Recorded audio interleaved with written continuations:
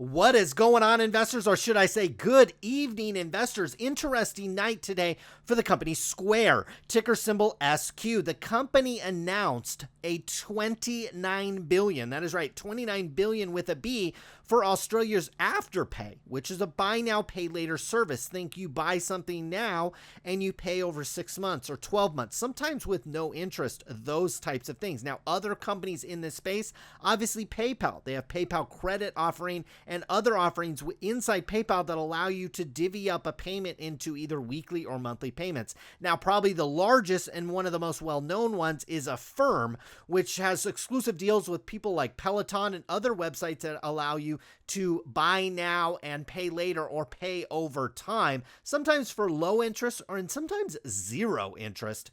I've actually used some of these to make larger purchases for 0%. Now, what was also interesting is Sqare announced their Q2 earnings. My guess is these got leaked or something. These got sent out to the press a little bit sooner than I think people were expecting. And now what we're going to do on today's video is take an opportunity to take a look at the Q2 results. We'll take a look at what it's going on with Sqare. Now, obviously, it doesn't include any of the Afterpay revenue or the profit or potential profit that company has. Last thing I want to make note is I'm recording this video on Sunday night. This is before Sqare has opened up for trading on Monday morning. But I've identified two critical levels. If this stock were to happen to trade up tomorrow in the regular session, I have got some levels here where I absolutely think you can come in here and buy this stock. Now, if it got rejected and come down and people are worried about this dilution or worried about this size of acquisition, well, I've got some buy the dip opportunities with Sqare. I'm going to leave you with a very, very clear picture and a plan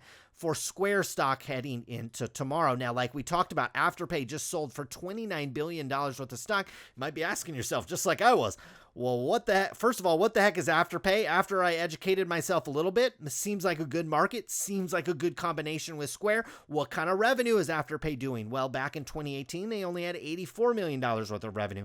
Back in 2019, they had $153 million worth of revenue. Back in 2020, they had $328 million worth of revenue. And finally, in June of 2021, we're looking at $688 million worth of revenue.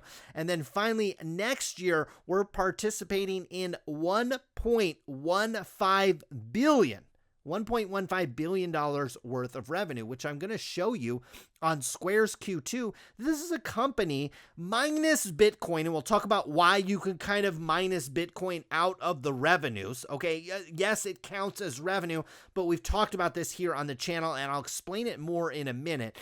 I would say the core of Sqare's business is doing just shy of $2 billion worth of revenue in a quarter. So to bolt on a company that is doing $1 billion or projected to do about $1 billion of revenue in 2022, in fact, a shade over it, is credible to the Sqare stockholders, and I can see why they probably had to pay a massive premium for this stock. Now, let's jump in to the revenue over at Sqare's. We've got our 3 months ended here. These are hot off the presses tonight. Our left-hand column is our most recent quarter. Last year is the right-hand column, or in this case, kind of the middle column. On the two right-hand columns, you've got a 6-month year-over-year view. We've got transaction-based revenue. That went from 682 up to 1.2 billion, nearly a double. And in fact, I'll be saying that quite a bit when referring to Sqare's data and their numbers, is that we are basically doubling across the board. Take a look at subscription and service-based revenue. This went from 346 million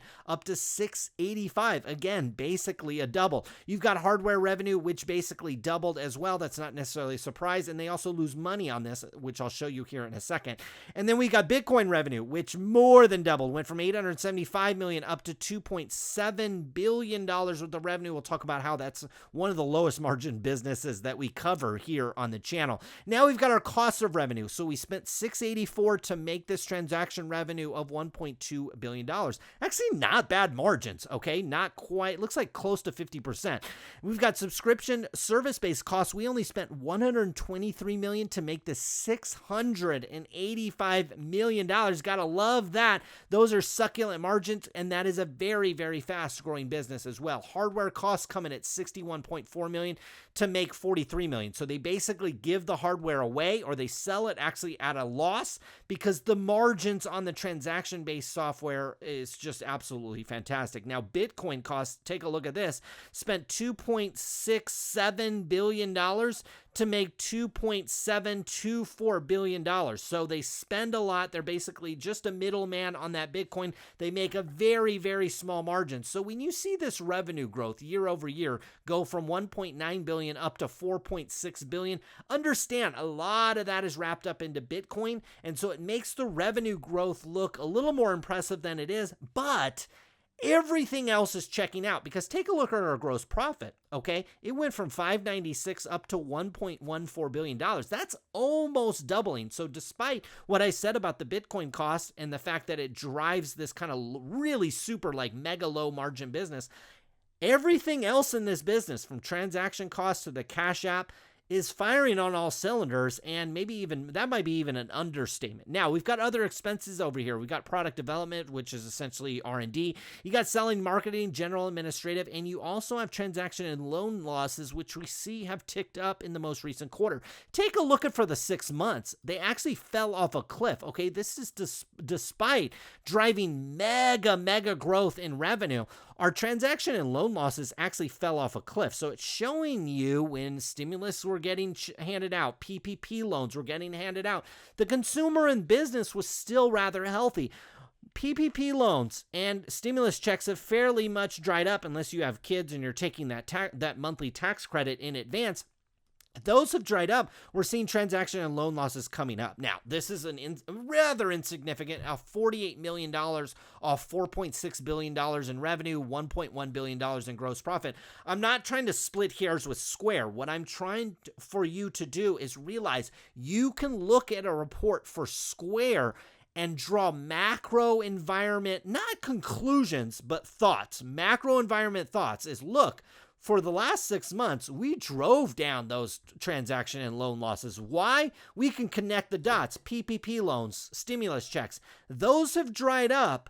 Take a look at what we're seeing here. Now, it's not alarming at this rate at all, but if this is a trend that continues, could create some opportunities and definitely some thoughts for the macro environment. Now, we've got some Bitcoin impairment losses. This is probably due to the fact that Sqare, and along with Tesla, bought Bitcoin for their balance sheet at a much higher price. At least, I mean, Bitcoin moves so fast, it could maybe not be that much higher price. So we had some impairment losses there. That gets us total operating expenses at $1.1 billion. Operating income came in at $125 million. Notice last year, we actually lost $23 million. Notice for the last 6 months last year, we lost $113 million. Now we made $192. These operating income is actually accelerating, because it looks like we made about $68 million in the previous quarter. Now we're up to $124. So we're seeing a doubling of revenue, doubling of gross profit, and we're seeing a doubling, although it's not represented here. Like I said, last quarter, if you minus 192, minus 124, it gives you last quarter's, operating income. Looks like it came in right around $68 million. So we're doubling that as well. All things are looking absolutely beautiful. Now, what is going to look beautiful to Australia's Afterpay is when Sqare issues 25% more shares over the coming weeks and months ahead to pay for a $29 billion stock deal. We'll see how that impacts the stock. Look, 25% dilution, no matter how well management sells that to investors, is going to be a tough sell. There's not going to be one investor that picks up this $29 billion. It's way too much money. It's going to have to be collectively. A lot of investors in Sqare are going to have to pick up this $29 billion in stock deal. It'll be interesting to see if management steps up and buys any of that. You get Jack Dorsey or anybody involved in management at Sqare picking up some of that dilution. That would be incredibly bullish. We'll see if anything like that materializes. From a balance sheet perspective, absolutely crystal clean. Got a little bit of long-term debt, but it's not really a big deal. because you got about that much in cash. All things being considered, just fantastic balance sheet. From a cash flow perspective, what I see here is massive stock-based compensation. So you can take that into account when you look at the numbers, that Square is paying a lot of their employees or most of their employees with stock. And so, yeah, you got to pay them with stock or money, but you can factor that in. That makes these cash flows look absolutely sensational, okay, because you got this big old stock-based compensation. But all things being considered, what I'm seeing here on the balance sheet, the cash flow statement, nothing necessarily to take note of. And then what we see here is from the operating segments. So we've got Cash App right here. So this is last year for 3 months. It was making 53 million. Now it's 110. So Cash App has doubled. The seller processing went from 628 up to $1.1 billion. Again, basically doubled. Subscription and service-based revenue went from 271 up to 494. Again, basically doubling. Everything doubling across the board. Okay, segment gross profit last year, 596 million. Now $1.14 billion. Guys, this company is doubling, and they're doubling very quickly, and they're using that leverage to buy other stocks that, according to these revenue numbers, are basically doubling or more than doubling as well. This is an incredibly fast growing company. Now, depending on which way Square comes out tomorrow, or maybe it takes a couple days for the market to digest. I don't know. Maybe once the dilution sets in, once that reality sets in, the stock goes down. I don't know. But I tell you what, it's in a fantastic spot right now. The stock, I'll draw a line in, is trading right here at 246. Who knows? By the time you watch this video, it's either going to be higher or lower than that. If it's higher than $260 per share. Look, I drew this line in here at 260. It looks like an area of support. The other thing that we did is make kind of a higher high, lower high, although it's not a very steep downtrend. In reality, it's more or less consolidating sideways. But if you've watched this video, you've seen the chart of something like Facebook. Facebook was in sideways consolidation. Once it broke above that, this thing rallied from 300 to 380 in the matter of a couple weeks. I could bring up the Google chart. I could bring up other charts as well. Does this look like a similar setup? Absolutely. If we break above, I wouldn't say necessarily it's 260. I'd want to break a little higher. I'm probably looking at 270 on this one. You're looking for a couple candles breaking above here. And don't worry about getting this one right away. Because if you looked at the Facebook chart, and this is super common, okay, so here, I'm going to take out some of these trend lines so it's a little bit clearer to see here on the Facebook. Okay, so when Facebook broke above, these were all-time highs for Facebook. We were sideways consolidating for like almost a year, broke above it, but then retested again, broke higher, retested again, that $300 level. So we broke 300, came back and retested 300 again, broke above it, came back and retested 300 again.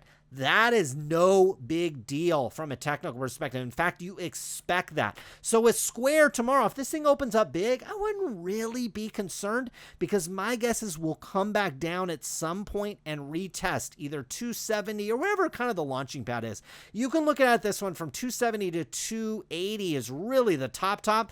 You break above that on some momentum, this thing could continue to go higher and higher according to the Facebook chart, Google chart. There's lots of charts out there that support. Once you break above this on some momentum, then it's off to the races with this one. But don't feel like you got to chase it, because chances are it will retrace and come back here and retest 280. Okay, you buy it anywhere north of 280, I think you could put a stop loss at 270. Risk $10 a share and worry about it another time. Now, the other scenario is that we do hit overhead resistance here. We've got a little bit of overhead resistance right about where the stock is trading right now. And we break this shorter term uptrend that we're actually in, and the stock heads lower. There's a couple lower levels here. The bottom of the range, the absolute bottom of the range that we've been in here since really December, early this year, is $200. You get a pullback to 200. That is where you think about this one. If for some reason this deal knocks out that $200 level, there's plenty of levels in here. 150, 160, 170, anywhere down in here is not a bad level from a technical perspective. You can let it play out, let these things feel out. If Square stock reacts negatively tomorrow, I would watch it. You've got levels again here, 200, 210. If these levels hold, these are excellent levels in sideways consolidation that you can get this one. And then you're looking for a break back above 260, 270, 280 on this one. So either way, you can play this. Okay, you can either come in here and buy the dip, or you can actually buy the rip on this one. This one rips higher. I think you can play the upside on that one. But again, remember that looking at the Facebook chart, and I see that I could bring up, if I had a good memory, I could bring up other charts. When you rip to the upside, you often come and back test the support again. Then you rip higher. This is in a very bullish case scenario. And then you often come back and back test it again. And then you start this upward leg, and like Facebook and Google and many other stocks have achieved over the last few months. So that was Sqare. Interesting night. Big, gigantic acquisition. Nearly 25% of the dilution going to occur in this company. It'll be interesting to see how investors and people like yourselves digest this over the coming days. Hopefully you guys enjoyed this video. We'll be back again soon with more all this week. Good luck with your investments.